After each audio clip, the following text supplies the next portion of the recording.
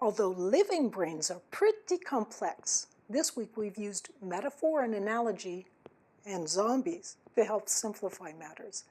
In essence, people have two fundamentally different modes of thinking that, for the purposes of this course, we've labeled focused and diffuse. We used a simple pinball analogy to help us understand the differences between the modes.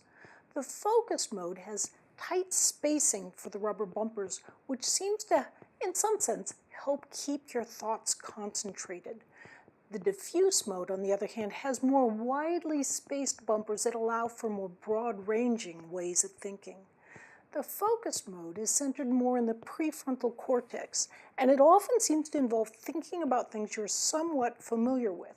For example, if you're familiar with multiplication and you're trying to solve a multiplication problem, or you're trying to find a word that rhymes with another word, you're probably stepping along the somewhat familiar pathways of the focused mode. But if you're trying to solve or figure out something new, it often cries out for the more broad-ranging perspectives of the diffuse mode. This mode, as it turns out, is representative of the brain's mini neural resting states. Creative thinkers throughout history, whatever their discipline, have found ways to access the diffuse mode, often more directly and quickly.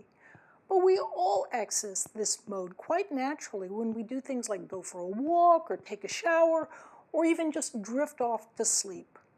When we find ourselves stuck on a problem, or even if we're unsure of a situation in the course of living our daily life, it's often a good idea, once you've focused directly on the situation, to let things settle back and take a bit more time.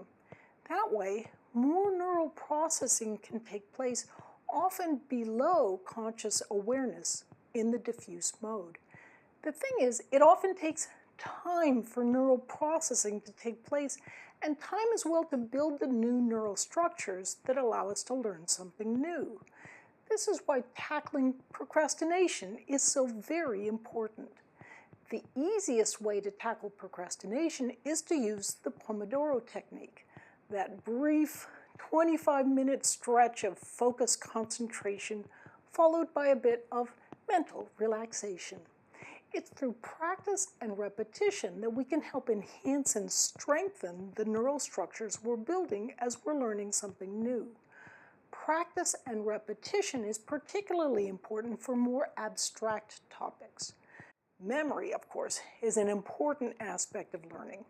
There are 4 slots in our working memory. Things can fall out of those slots unless we keep repeating them to hold them in mind. In that sense, working memory is like a not very good blackboard. Long-term memory, on the other hand, is like a storage warehouse. If you've practiced and repeated something well enough to get it into long-term memory, you can usually call it up later if you need it, although you may need an occasional bit of repetition to freshen the memory up. It's never a good idea to cram your learning by repeating things many times all in one day, because that's like trying to build muscle by lifting weights all in one day. There's no time for solid structures to grow. We've also learned of the importance of sleep in washing away the toxins that develop during our day's activities. You want to avoid taking tests or doing anything difficult with little sleep the night before, because it's like trying to think with poison on the brain. And just as importantly, exercise is surprisingly valuable in helping improve both our memory and our ability to learn. We've had a lot of fun while learning this week. I'll bet you'll find next week's material to be even more exciting. I'm Barbara Oakley. Thanks for learning how to learn.